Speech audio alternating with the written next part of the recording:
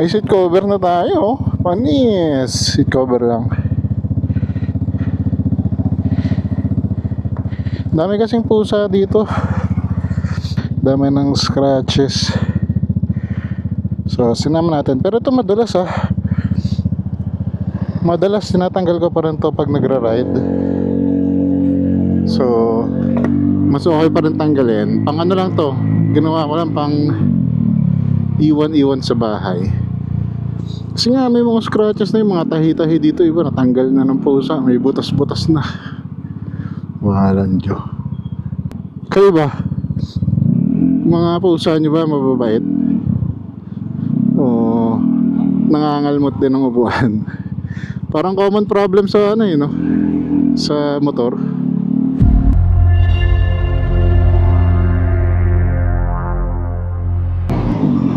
Tara, game!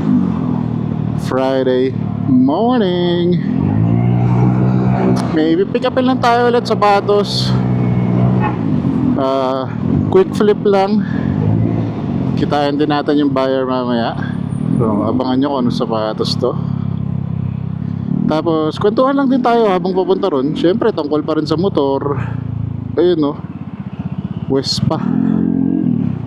Tungkol pa rin sa motor. Upgrade pa rin. Yun yung gusto ninyo, di ba?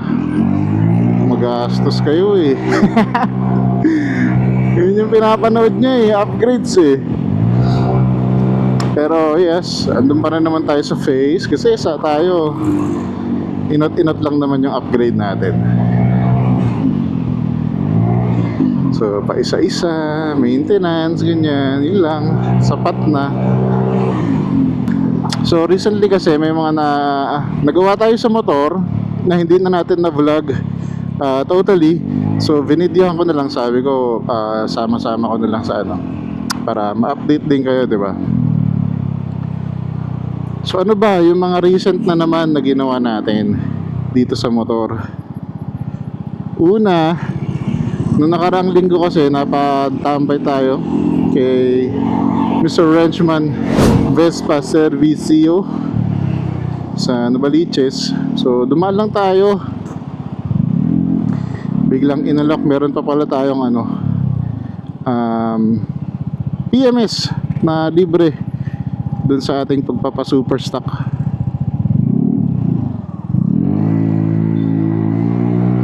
So sabi ko sige, sakto na rin yan. Haba na rin biniyahe from last na change oil natin. Hindi ko alam kung ilang libo yun, pero ano yun, bago mag-truck. So bago tayo mag-truck, if you can remember yung shop feature natin kay Scooter Gene. So yun yung huli nating change oil. And then yun nga, after nun, sabi ko sige game, change oil muna. Nasa almost 18,000 na rin pala tayo nun. Actually nag 18,000 mark tayo nung pauwi. So yun, 18,000 nakuha natin to November 2023.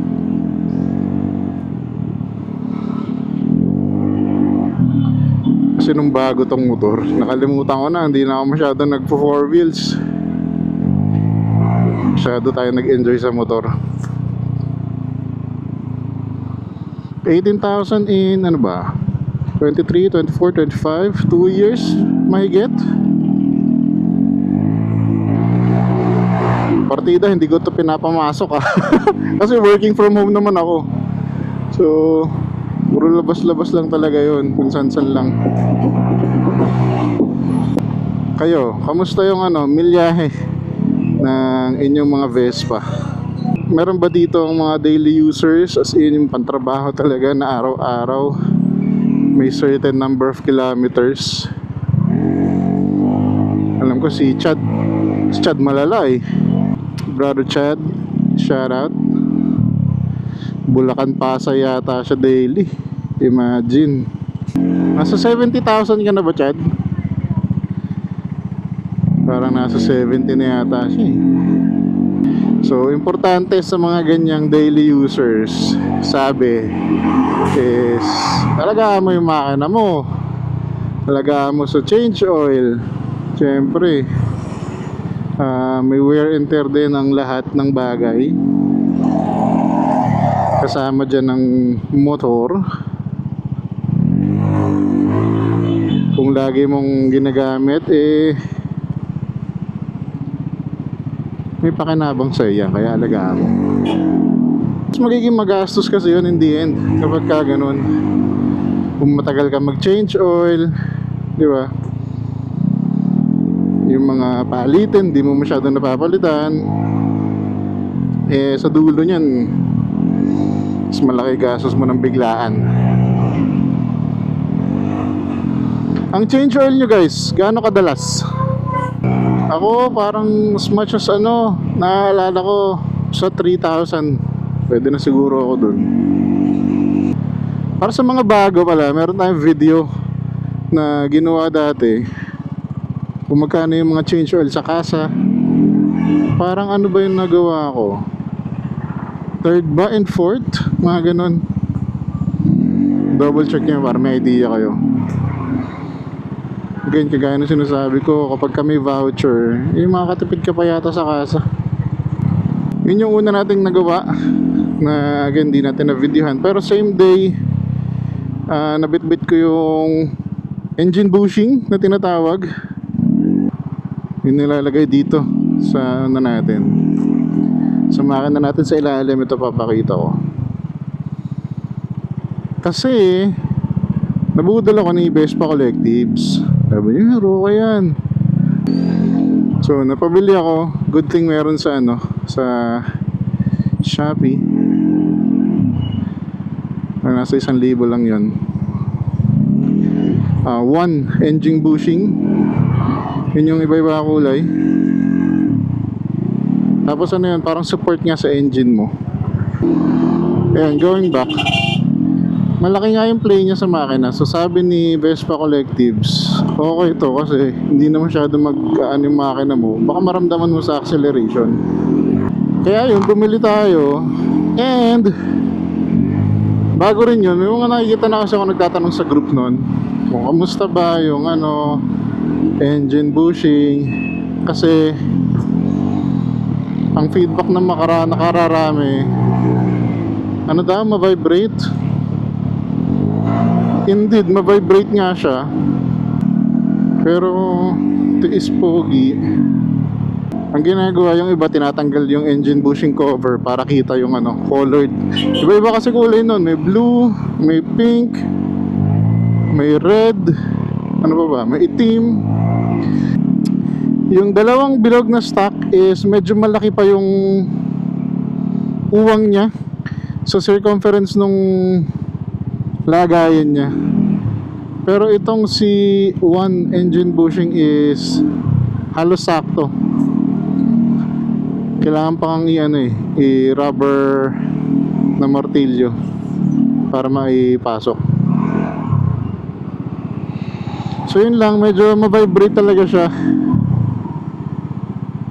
compared dun sa stock. So isa yun, mga upgrade na hindi mahalata ng inyong misis or ng partner nyo. Lista nyo na yan.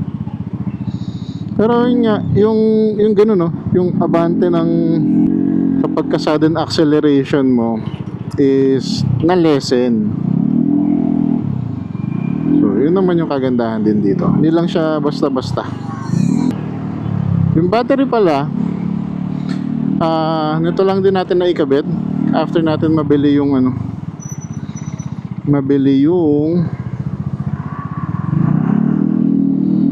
baterya sa Moto Changi. Tayo na lang nagkabit nun. Madali lang naman siya, tanggal-tanggal ka lang ng bolts. Nagkaroon lang ako ng problema kasi yung stock na bolt nun na pang hold ng mga tawag doon, wires is masyado maikli. So minsan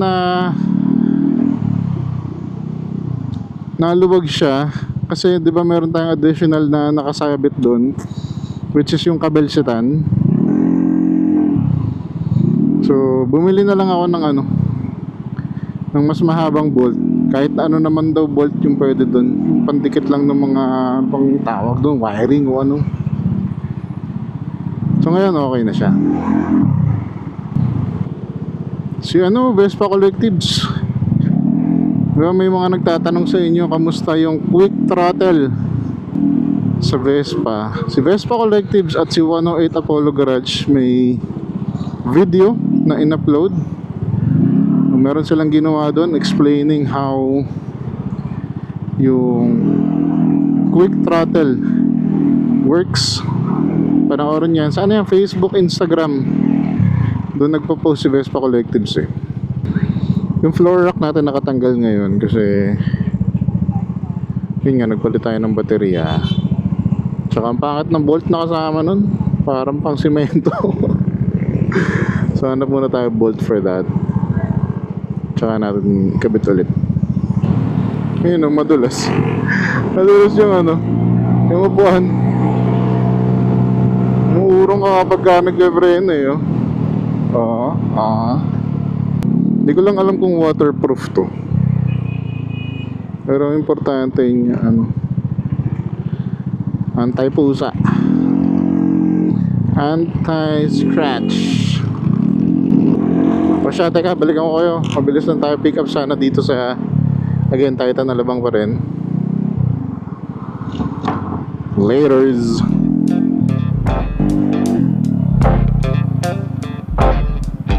Yun, walang pila.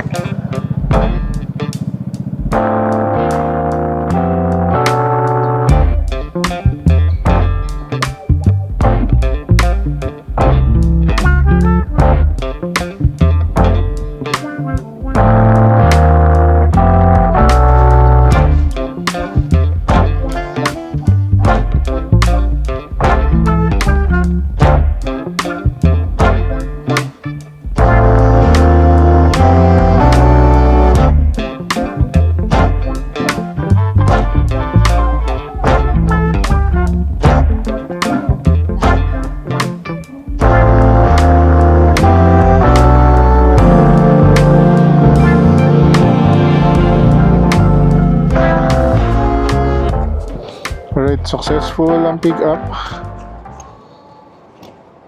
Habol tayo dun sa libreng parking. 11:01:12. Takbo tayo. Check natin anong diferensya. Si sir, tatlo pero lakas.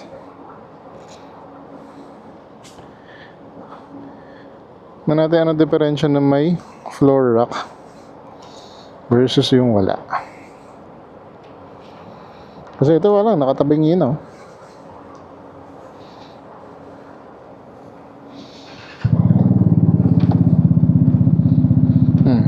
Yan yung diferensya na may floor rack at wala. Okay, direkta tayo sa buyer natin. Tropa naman yun. So mabilis lang abutan.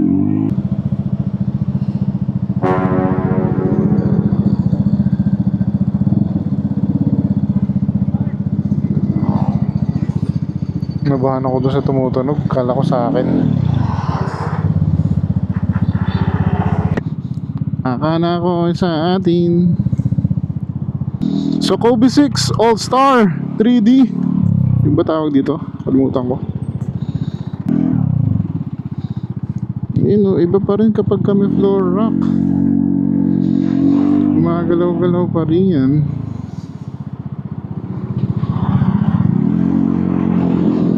So definitely kakabit natin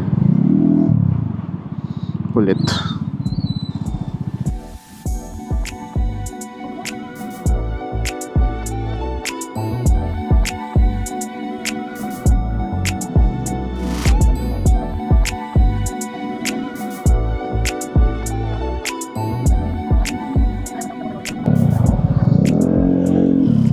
Alright, quickie din lang. Kasi tropa yon. Easy as that. Natutunan ko to kay Pax eh. Mga ganyan, fast flip, Pax. Best Pax. Shout out. Gumawa ka na ng video, Pax. Naka ng upload, boy. So paano? Yun lang muna again. Until the next one. Babush!